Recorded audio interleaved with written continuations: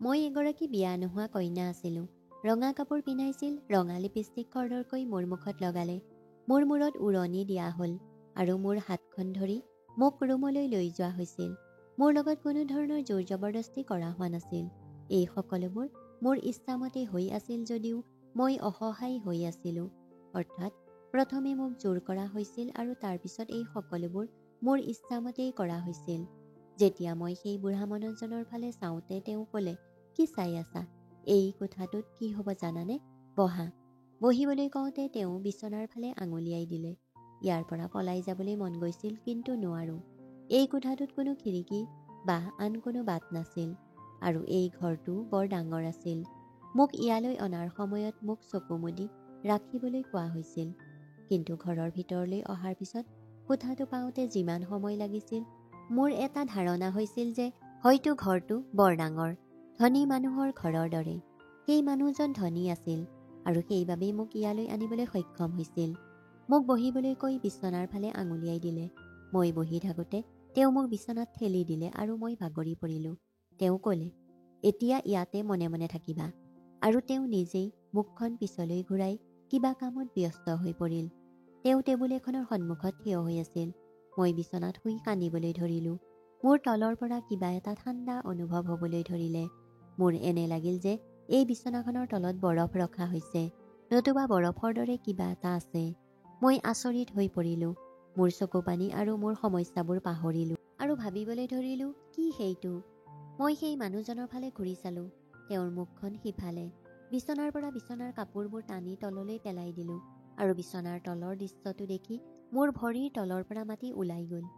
কাৰণ এই বিচনাখনৰ তলত এজন ঘৰত বহি এনে কাহিনী শুনি থাকোঁতে এই কাহিনী যাৰ লগত ঘটিছে, ব্যক্তিজনে নিশ্চয় কি কষ্টৰ মাজেৰে পাৰ হৈ গৈছে তাৰ কোনো ধাৰণা আমাৰ নাথাকে।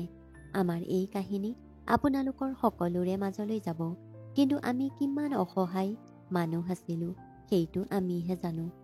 আমি 7জনী বাই ভনী আছিলোঁ আৰু দেউতা সদায় অসুস্থ আছিল। এতিয়া তেওঁ শ্ৰমিকৰ কাম কৰি ভাগৰি পৰিছিল। তেওঁৰ শ্ৰমে ঘৰটোও চলাব পৰা নাছিল। মায়ে দেউতাক কোৱা নাছিল। মায়ে বাই ভনীহঁতৰ হাতত এখনকৈ প্লেট দি আমাৰ স্থানীয় ঠাইলৈ পঠিয়াই দিছিল। কোনোবাই কাৰোবাৰ ঘৰৰ পৰা অলপ নিমখ আনিছিল, কোনোবাই আন কাৰোবাৰ ঘৰৰ পৰা ৰুটি বা ভাত অলপ আনিছিল আৰু আমি দুপৰীয়াৰ আহাৰ এইদৰেই খাইছিলোঁ। ৰাতি হ'লে দেউতাই অনা টকাৰে খাদ্য বনাব পৰা গ'ল, কিন্তু সেই খাদ্য ইমান কম আছিল যে আমি আধা পেটে খাইছিলোঁ। যেতিয়া আমি মানুহৰ ঘৰলৈ বস্তু খুজিব যাওঁ, 10 ঘৰ মানুহৰ 8 ঘৰেই আমাক খেদি পঠিয়াইছিল। এয়া তহঁতৰ ব্যৱসায়? আমি নিজৰ বাবে ৰান্ধিম নে তহঁতৰ বাবে? আমাক বহুত অপমান কৰা হৈছিল। যা যা বুলি কোৱাত আমাক ভিক্ষাৰী যেন অনুভৱ হৈছিল। মোৰ নাম মাইনু। মোৰ সকলো বাই ভনীয়ে ধুনীয়া আছিল। যেতিয়া কাৰোবাৰ কিবা বেয়া হয়, তেতিয়া কেৱল বেয়া কামবোৰহে হৈ থাকে। আমাৰ ঘৰৰ অৱস্থা বৰ বেয়া আছিল। মা আছিল অতি চতুৰ মহিলা। কোৱা হয় যে পুৰুষ যেতিয়া সুবিধাবাদী হয়, তেতিয়া নাৰীৰ জীৱন ধ্বংস হয়। কিন্তু যেতিয়া এগৰাকী নাৰী সুবিধাবাদী হয়, তেতিয়া তেওঁৰ সন্তানৰ জীৱনটো ধ্বংস হৈ পৰে। কাৰণ তাইৰ নীতিৰে নিজৰ জীৱনটো চলাইছিল যে কাৰোবাৰ পৰা খাদ্য বিচৰাটো ঠিকেই আছে, ক'ৰবাত কিবা এটা হ'লে ঠিকেই আছে, মুঠতে চলিব পাৰিলেই হ'ল। আৰু তেওঁৰ এই কামবোৰ বৰ আচহুৱা আছিল। আমাৰ ওপৰত আৰু বিপদ আহি পৰিল যেতিয়া আমাৰ পিতৃয়ে এই পৃথিৱীখন এৰি থৈ গ'ল আৰু এতিয়া আমি সম্পূৰ্ণ অকলশৰীয়া হৈ পৰিলোঁ আৰু অনাথ হৈ পৰিলোঁ। এতিয়া আমাৰ হাতত খুজি খোৱাৰ বাহিৰে আন কোনো বিকল্প নাছিল। আমি শিক্ষিতও নাছিলোঁ। ইয়াত কোনেও সৰু ছোৱালীক নিজৰ ঘৰত কামত ৰখা নাছিল, কাৰণ ইয়াত সকলো দুখীয়া মানুহে বাস কৰিছিল। যদি আমি ধনী মানুহবোৰৰ কলনীলৈ গৈ কাৰোবাৰ ঘৰত বাচন ধোৱা কামটো হাতত ল'লেও আমাৰ বাবে সেয়া সম্পূৰ্ণ ক্ষতি হ'লহেঁতেন, কাৰণ ডাঙৰ কলনীবোৰ ইয়াৰ পৰা 3-4 ঘণ্টাৰ দূৰত্বত আছিল। প্ৰতিদিনে ইমান দূৰ কোনে অহা যোৱা কৰে? আমাৰ মাৰ চতুৰতা আমাৰ ভিতৰতো আহিছিল। সেইটো যেতিয়া খুজি অভাৱ পূৰণ হৈ আছে, তেতিয়া কঠোৰ পৰিশ্ৰম কৰাৰ প্ৰয়োজন কি? আমাৰ বিদ্যুৎ কৰ্তন হৈছিল। আমাৰ গেছটো তেতিয়াও আহি আছিল। কেনেকৈ আহিছিল নাজানো। ঘৰটোত এটা টেপ আছিল আৰু তাৰ পানীৰ ব্যৱহাৰ কৰি আমি চাহিদা অনুসৰি খাই বৈ জীয়াই আছিলোঁ। যদিও ঘৰৰ মালিকক কি উত্তৰ দিব সেই কথা কোনেও ভবা নাছিল, কাৰণ তেওঁ ইতিমধ্যে ভাড়া ল'বলৈ হৈছিল। 2 মাহৰ ভাড়া নিদিয়া তেওঁ আমাৰ ঘৰলৈ আহিছিল। তেওঁ ক'লে, মই এতিয়া ইয়াত বহি আছোঁ, ভাড়া লৈহে যাম। এই ঘৰত কোনো পুৰুষ নাই বুলিও তেওঁ লাজ কৰা নাছিল। তেওঁ আহি আমাৰ ঘৰৰ বাৰান্দাত বহিল। তেওঁ ক'লে যে আপুনি 2 মাহ আগতে ভাড়া নিদিলে আৰু আজিও 19 তাৰিখ। এতিয়া মই নাহি কি কৰিম? জানেনে, মোৰ ঘৰটো আপোনাৰ ভাড়াৰ ওপৰত চলি থাকে। মোৰো মাত্ৰ এটাই ঘৰ আছে, যিটো আপোনালোকক ভাড়াত দিয়া হৈছে। কথাটো আছিল যে তেওঁ আমাক এই ঘৰটো কোনো আগধন নোলোৱাকৈয়ে দিছিল, আমাৰ দেউতাৰ কাৰণে, কাৰণ তেওঁ আমাৰ দেউতাৰ চিনাকি আছিল। আমাৰ প্ৰতি দেখুৱাব লগা সকলো শালীনতা তেওঁ দেখুৱাইছিল। এতিয়া ইয়াতকৈ বেছি শালীনতা তেওঁ দেখুৱাব নোৱাৰে। তেওঁ কৈছিল যে এইটোৱেই মোৰ একমাত্ৰ ঘৰ, যিটো মই আপোনালোকক দিছোঁ। কিন্তু আচল কথাটো হ'ল এই মানুহজনৰ বহুত ব্যৱসায় আছে। তেওঁ এজন অতি ধনী মানুহ, কিন্তু মানুহ যিমানেই ধনী সিমানেই কৃপণ, আৰু এওঁৰ ক্ষেত্ৰতো একেই আছিল। মায়ে কৈছিল যে যদি আমাৰ কিবা আছে তেন্তে অৱশ্যেই আপুনি আমাৰ ঘৰখন চাব পাৰে, কিবা বিচাৰি পালে লৈ যাওক। আমাৰ একো নাই, মোৰ ছোৱালীকেইজনীৰ বাহিৰে একো নাই। তেওঁ চিন্তা কৰি চাই আছিল যে বিদ্যুতো কটা গৈছে, মটৰটোও যেন বহুদিন বন্ধ হৈ আছে, ঘৰত পাতল দালি ৰান্ধিছে। তেওঁ ক'লে যে আপোনালোকৰ অৱস্থা সঁচাকৈয়ে বেয়া। আমি ভাবিছিলোঁ যে তেওঁ আমাৰ কথাটো বুজি পাইছে, কিন্তু তেওঁ মাক ক'লে যে আপুনি কৈছে যে ছোৱালীৰ বাহিৰে আপোনাৰ একো নাই। আপুনি নিদিয়া মাহৰ ভাড়া মই ৰেহাই কৰি দিম, কিন্তু যদি পিছৰ মাহৰ ভাড়া নিদিয়ে তেতিয়া আপোনাৰ এজনী ছোৱালী মোক দিব লাগিব। মই তাইক লগত লৈ যাম। তাই মোৰ লগত এৰাতি কটাব লাগিব আৰু এইদৰে আপুনিও ভাড়া ৰেহাই পাব। মায়ে থতমত খাই একো ক'ব নোৱাৰিলে। আমি কি ক'ম বুজি পোৱা নাছিলোঁ। তেওঁ আমাৰ ঘৰত বহি আছিল আৰু আচলতে সেইটো তেওঁৰ ঘৰ আছিল। আমি তেওঁৰ লগত তৰ্ক কৰিব পৰা নাছিলোঁ। তেওঁ যোৱাৰ লগে লগে মায়ে এই মানুহজনে কি ক'লে বুলি সুধিবলৈ ধৰিলে। প্ৰথমতে মায়ে তেওঁক গালি দিছিল যে তেওঁ ভাল কাম কৰা নাই আৰু তেওঁ তেনেকৈ কোৱা উচিত নাছিল। কিন্তু যেতিয়া মাহৰ শেষ দিন আহিল তেওঁ ক'বলৈ ধৰিলে যে এৰাতিৰ কথা মাত্ৰ, গ'লে কি হ'ব? আমি সকলোৱে থতমত খালোঁ। ডাঙৰ বাইদেউ পঠোৱাৰ কথা আছিল, তাইৰ নাম মাহী। তাই ক'লে মই নাযাওঁ। কি কথা কৈছা? মায়ে ক'বলৈ ধৰিলে যে এৰাতি তই তালৈ নগ'লে আমি সকলোৱে যাব লাগিব, কাৰণ যেতিয়া আমাৰ এই ঘৰ নাথাকিব আমি ৰাস্তাত ৰাতিটো কটাবলগীয়া হ'ব। তেতিয়া আমাৰ কি হ'ব? মাত্ৰ তই যা। মা এই কথা কৈ তাৰ পৰা গুচি গ'ল। আমি সকলো ভনীয়ে নিজৰ মাজতে তৰ্ক কৰিবলৈ ধৰিলোঁ। কি হ'ল? মায়ে কি ক'লে? কি হ'ব আৰু কি কৰিম? কিন্তু সেয়ে হ'ল, সময় আহিল আৰু আমি মাহীক পঠিয়াবলগীয়া হৈছিল, কাৰণ আমাৰ হাতত আন কোনো বিকল্প নাছিল। তাই এৰাতি বুলি কৈছিল যদিও এসপ্তাহৰ পিছত তাই ঘৰলৈ ঘূৰি আহিছিল। আমি যেতিয়া তাইক দেখিলোঁ তাই সম্পূৰ্ণ স্বাভাৱিক হৈ পৰিল। আমি তাইক সুধিলোঁ, তাই ঠিক আছেনে? তাইৰ লগত কি হ'ল? কিন্তু তাই ক'লে যে যিয়েই নহওক মই ক'ব নিবিচাৰোঁ।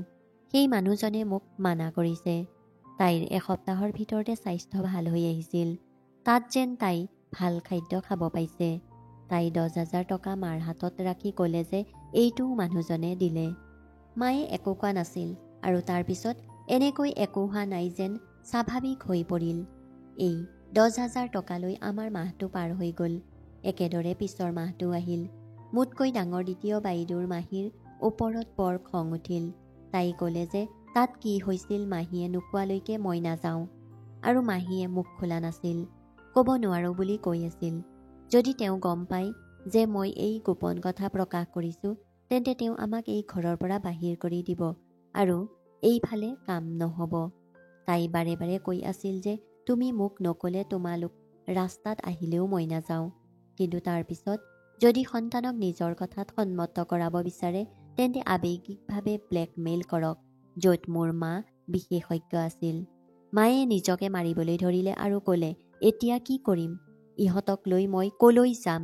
তহঁতৰ দেউতাই ল'ৰা বিচাৰি ল'ৰা এটা পোৱাৰ ইচ্ছাত তেওঁ কন্যা সন্তান জন্ম দি থাকিল। তাৰ পিছত তেওঁ নিজে এই পৃথিৱীখন এৰি থৈ গ'ল। এতিয়া তেওঁ আমাক সহায় কৰিবলৈ সাজু হোৱা নাই। হেৰ', ডাঙৰ বায়েৰে যেতিয়া বলি দিছে তই কিয় দিব নোৱাৰ?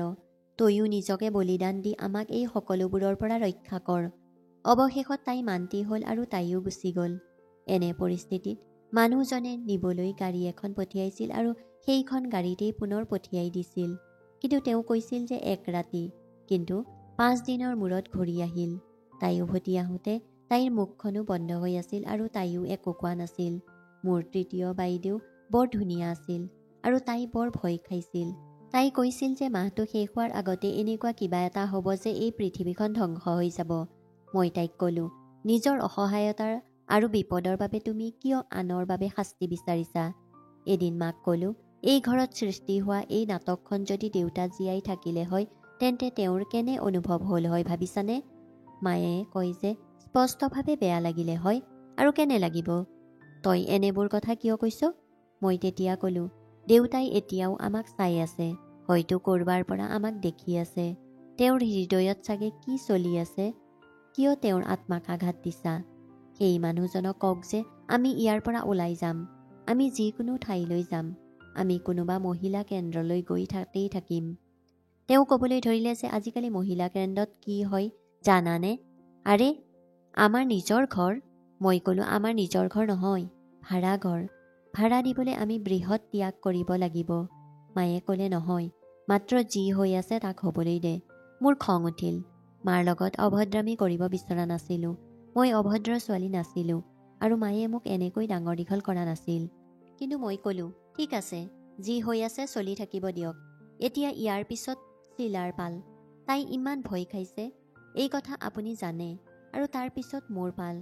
কিন্তু এটা কথা কওক, আপোনাৰ মাত্ৰ 7জনী ছোৱালী আছে, 7 মাহ পাৰ কৰিব, তাৰ পিছত কি কৰিব? নিজে যাবনে? এই কথা কওঁতে মায়ে মোৰ মুখত চৰ মাৰি ক'লে, তই কিমান অভদ্ৰ আৰু নিৰ্লজ্জ হৈ পৰিছ। মোৰ সন্মুখলৈ আৰু নাহিবি। চিলাৰ সলনি তোকেই পঠিয়াবলৈ মন যায়, কিন্তু তাই তোতকৈ ধুনীয়া। ইয়াৰ পৰা আঁতৰি যা আৰু মোক তোৰ মুখ নেদেখুৱাবি। মই কোঠাটোত সোমাই আহিলোঁ আৰু কান্দিবলৈ ধৰিলোঁ। চিলাই জানিছিল যে মই কেৱল তাইৰ বাবেই তৰ্ক কৰি আছিলোঁ। তাই ক'লে, বাদ দিয়া, যি হ'ব লাগে আছে হ'ব, আমি কি কৰিম?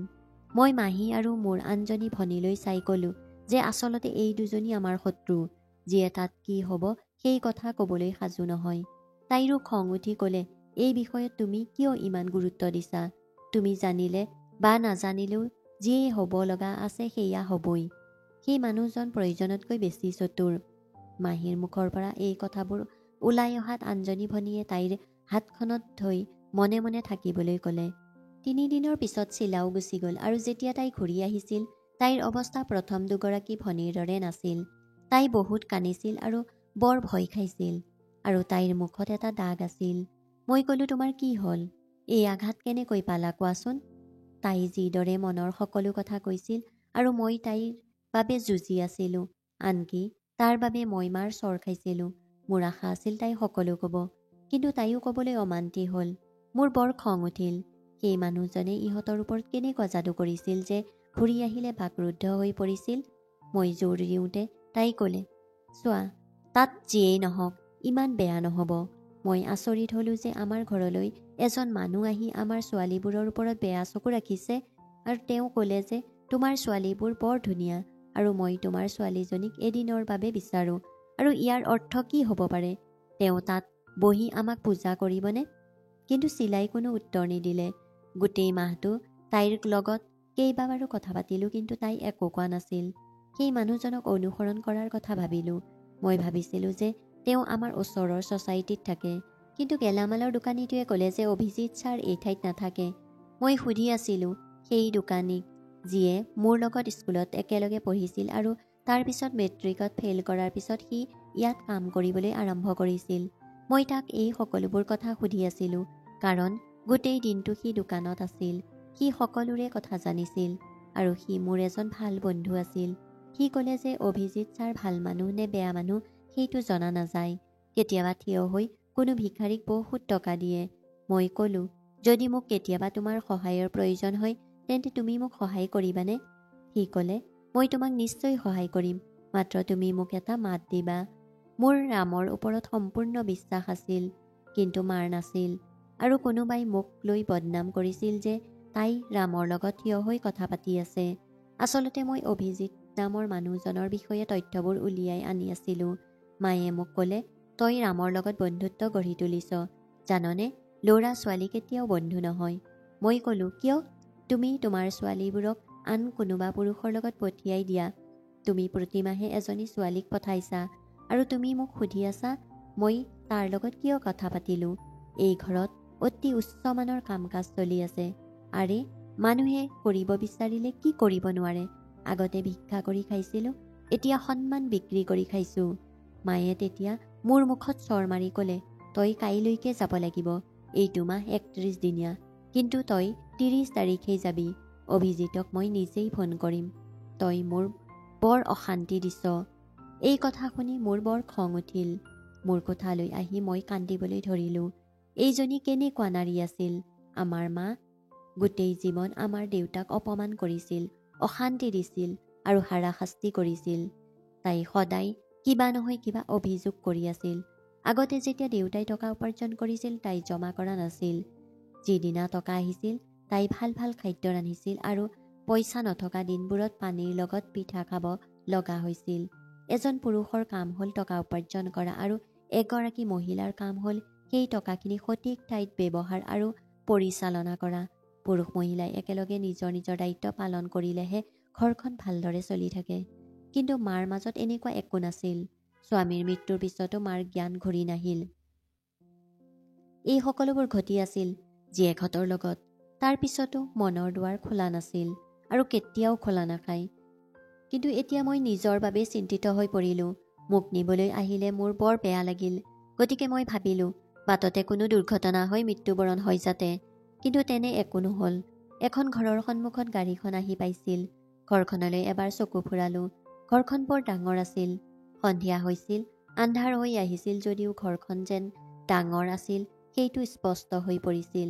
তাত এজনী মানুহে মোক ক'লে, চকু বন্ধ কৰা। তেওঁ যেন এই ঘৰৰ চাকৰ যেন লাগিছিল।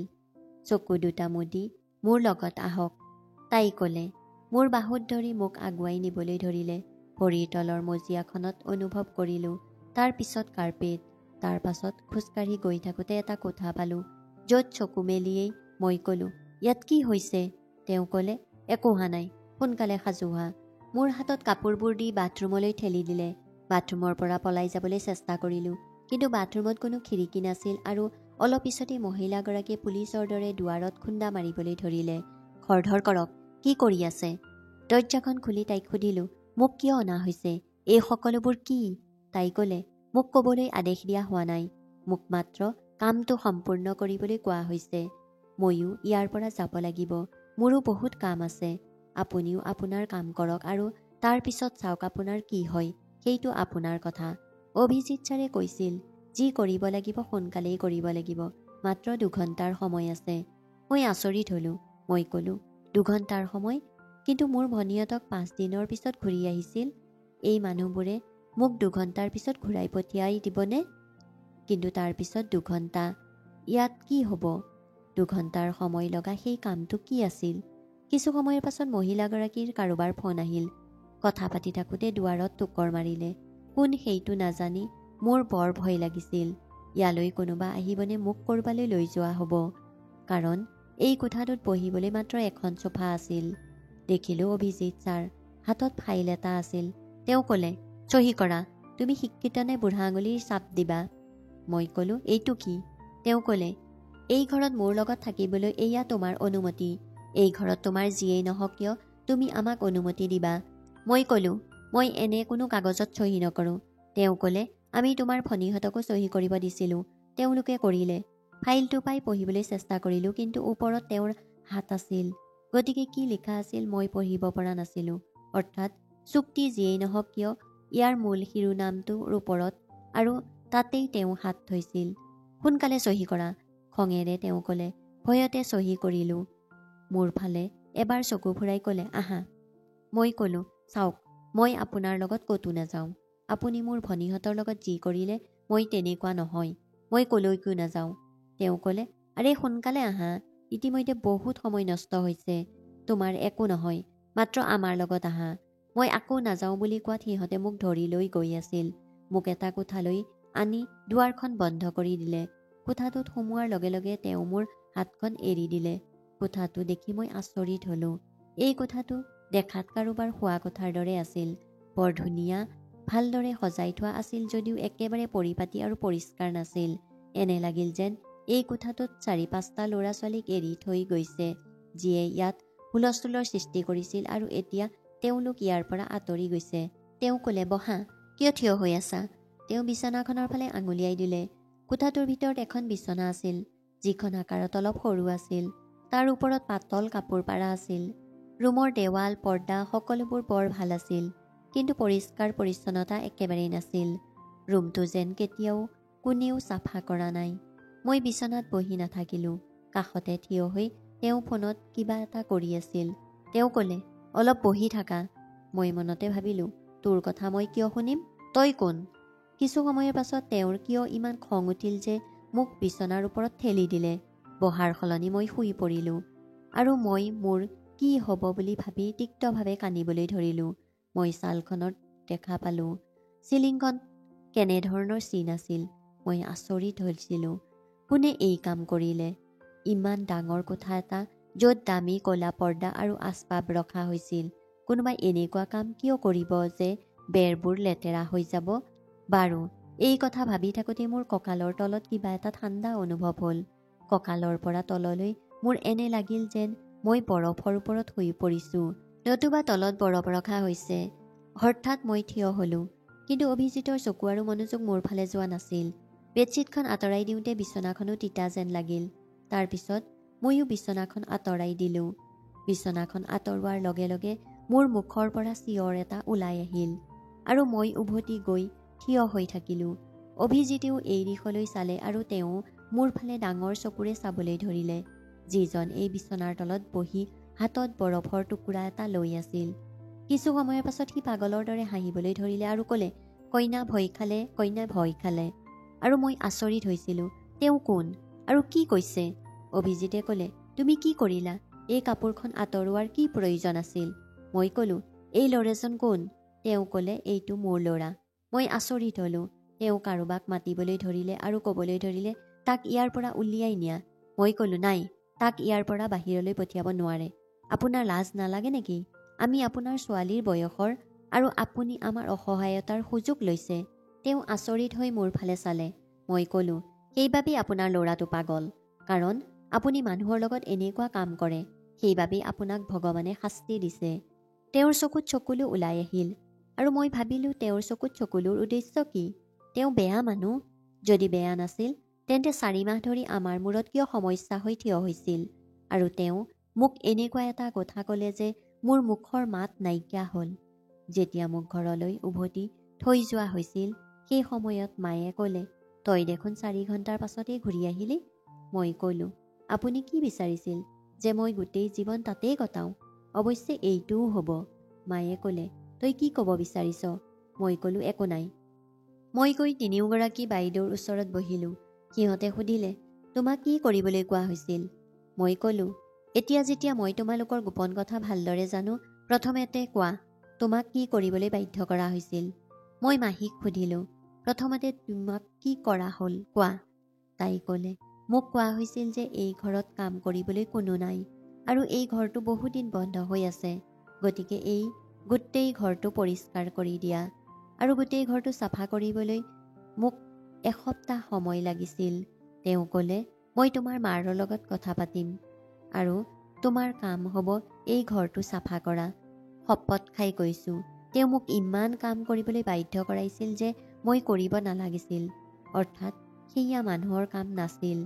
এই ঘৰটো চাফা কৰিবলৈ মোক গোটেই এসপ্তাহ সময় লাগিছিল, যদিও তাত বহুত ভাল খাদ্য খাব পাইছিলোঁ। ময়ো এটা ৰুম পালোঁ আৰু অভিজিত ছাৰক অহা যোৱাটোহে দেখিছিলোঁ। মোৰ ৰুমলৈ কোনো অহা নাছিল আৰু মোৰ লগত কোনেও কথাও পতা নাছিল। কিন্তু নিশ্চিতভাৱে কোৱা হৈছিল যে এই বিষয়ে কোনেও জনা উচিত নহয়। তাৰপিছত সীমাক সুধিলোঁ, তোমাক কি কাম কৰিবলৈ কোৱা হৈছিল? তাই ক'লে যে মোকো একেধৰণৰ কাম কৰিবলৈ বাধ্য কৰাইছিল আৰু মোক কোৱা হৈছিল যে কাকো একো নকওঁ যাতে। মোক কোৱা হৈছিল যে এই ঘৰত এজন ৰোগী আছে, তেওঁৰ যত্ন ল'বলৈ কোৱা হৈছিল। ময়ো তেওঁৰ কোঠাটো চাফা কৰি দিছিলোঁ। বেৰত ৰং আছিল, বহুত লেতেৰা কোঠা এটা আছিল। মই বহুত কষ্টৰে সকলো বেৰ চাফা কৰি পেলাইছিলোঁ। বৰ ভাগৰুৱা হৈ পৰিছিলোঁ, গতিকে 5 দিনৰ পিছত মোক ঘূৰাই পঠিয়াই দিয়া হ'ল। আমি বৰ আচৰিত হ'লোঁ। তেওঁ কৈছিল যে কোনেও যাতে একো গম নাপায়। তাৰপিছত চিলাই ক'লে, সেইখন ঘৰত এটা সৰু কেঁচুৱা আছিল আৰু কেঁচুৱাটোৰ দায়িত্ব মোক দিছিল। মই সদায় তাইৰ যত্ন ল'ব লাগিব। মই ক'লোঁ, তাইক কেনে সৰু দেখা গৈছিল? তাইৰ বয়স নিশ্চয় 1 বছৰ বা 2 বছৰ। তাইৰে নখ মোৰ চকুৰ ওচৰত লাগিছিল। সিহঁতে মোক সুধিবলৈ ধৰিলে, এতিয়া তোমাৰ কথা কোৱা। যেতিয়া মই সিহঁতক ক'লোঁ যে মোক তেওঁ কি কাম কৰিবলৈ কৈছিল, সিহঁতে আচৰিত হৈছিল। আচলতে কথাটো এনেকুৱা আছিল যে অভিজিত ছাৰৰ এটা ল'ৰা আছিল, যি পাগল আছিল। কিন্তু তেওঁ সমগ্ৰ ব্যৱসায় সেই ল'ৰাটোৰ নামত আছিল। কাৰণ আগতে তেওঁৰ পুতেক অতি বুদ্ধিমান, ধুনীয়া আৰু শিক্ষিত ল'ৰা আছিল। সি বিদেশত অধ্যয়ন কৰি আহিছিল। নাম তাৰ চাহিল আছিল। বৰ ধুনীয়া ডেকা ল'ৰা আছিল। বিয়া পাতি ভগৱানে কন্যা সন্তান আশীৰ্বাদ দিলে। ঘৈণীয়েকক সি আৰু বেছি ভাল পাইছিল। সিহঁতে ক'ৰবাত ফুৰিবলৈ গৈছিল, য'ত তেওঁলোকৰ গাড়ীখন পাহাৰৰ পৰা বাগৰি পৰিছিল। হয়তো ভগৱানৰ ইচ্ছা আছিল যে মাকৰ মনলৈ কি আহিল যে গাড়ীখনৰ নিয়ন্ত্ৰণৰ বাহিৰ হোৱাৰ আগতেই গাড়ীৰ পৰা ছোৱালীজনীক পেলাই দিলে, যে ছোৱালীজনী সামান্য আঘাতপ্ৰাপ্ত হ'লেও যদিও বাচি যায়, আৰু গাড়ীখন বাগৰি পৰাৰ লগে লগে তেওঁৰ পত্নীয়ে এই পৃথিৱীখন এৰি থৈ গৈছিল আৰু চাহিলৰ মূৰত হোৱা আঘাতৰ বাবে তেওঁ শিশুৰ দৰে হৈ পৰিল। ইয়াৰ পিছত এই ঘৰখনত সকলো বেয়া হ'বলৈ ধৰিলে। অভিজিত ছাৰে তেওঁৰ নিজৰ সকলো ব্যৱসায়, সকলো কোম্পানী আৰু সকলো সম্পত্তি পুত্ৰৰ নামত ৰাখিছিল। যদি কোনোবাই গম পায় যে মালিক পাগল হৈ পৰিছে, তেতিয়া তেওঁৰ বাবে ই এক ডাঙৰ সমস্যা হৈ পৰিব আৰু মানুহবোৰে তেওঁৰ বিপক্ষে হৈ পৰিব আৰু কোম্পানীটোৰ পৰাও নিজৰ শ্বেয়াৰ উলিয়াই নিব। কাৰণ কোম্পানীটোৰ মালিকজন পাগল হৈ পৰিছে, তেতিয়া এই কোম্পানীটোৰ লগত কি ব্যৱসায় কৰা উচিত। আৰু মোৰ লগত এইটো হ'ল যে মই চাহিলৰ লগত বিয়া হৈছিলোঁ। কাৰণ অভিজিত ছাৰে কৈছিল যে সকলো ভনীৰ ভিতৰত মই আটাইতকৈ বুদ্ধিমান আৰু ধৈৰ্যশীল।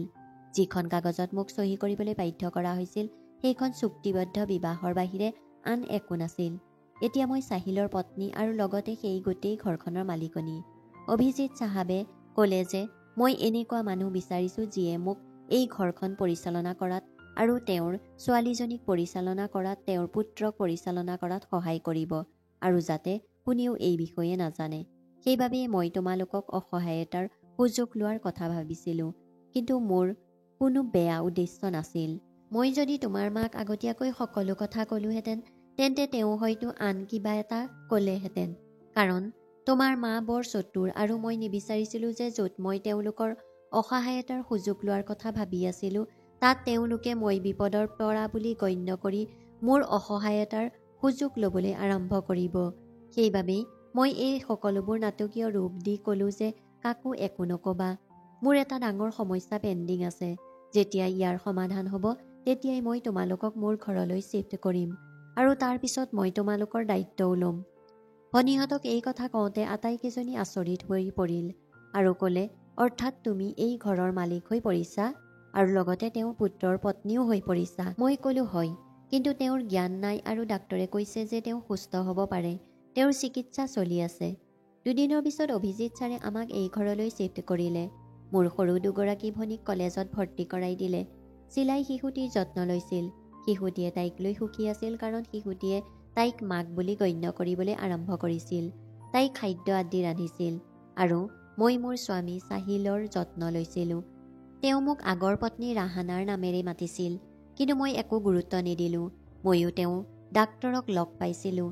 তেওঁক কেনেকৈ চম্ভালিব লাগে, কেনেকৈ স্বাভাৱিক হ'ব, সকলো কেনেকৈ ঠিক হ'ব ক'লে। বহুত আশা দিলে। এতিয়া এবছৰ হ'ল আমি ইয়াতেই আছোঁ, আৰু অভিজিত ছাৰে মোৰ ডাঙৰ ভনীৰো বিয়া পাতিছে। তেওঁ কয় যে তোমালোক এজনী বা দুজনী বিয়া হ'লেও বাকীসকলে একেলগে এই ঘৰখন চম্ভালিব পাৰিবা। অভিজিত চাহাবক আমি ইমান বেয়া বুলি গণ্য কৰি আছিলোঁ, কিন্তু তেওঁ আমাৰ বাবে ইমানখিনি কৰিলে, আৰু তেওঁ আমাৰ মূৰত ছাঁ হৈ পৰিল। আমি থাকিবলৈ ভাল ঠাই পালোঁ, খাদ্য পালোঁ। তেওঁ আমাৰ বিয়াৰ ব্যৱস্থা কৰি আছিল আৰু লগতে আমাৰ পঢ়া শুনাৰ ব্যৱস্থাও কৰি আছিল। হয়তো এই সকলোবোৰৰ ভিতৰত মই আটাইতকৈ বেছি লোকচান ভোগ কৰিলোঁ, কিন্তু সেই লোকচান যিকোনো সময়তে লাভলৈ পৰিণত হ'ব পাৰে। কাৰণ ডাক্তৰে কৈছিল যে চাহিলে যিকোনো সময়তে সুস্থ হৈ উঠিব পাৰে, কিন্তু কোনেও গম পোৱা নাছিল কেতিয়া। কেৱল এই আশাৰেই জীৱনটো কটাব লগা হৈছিল।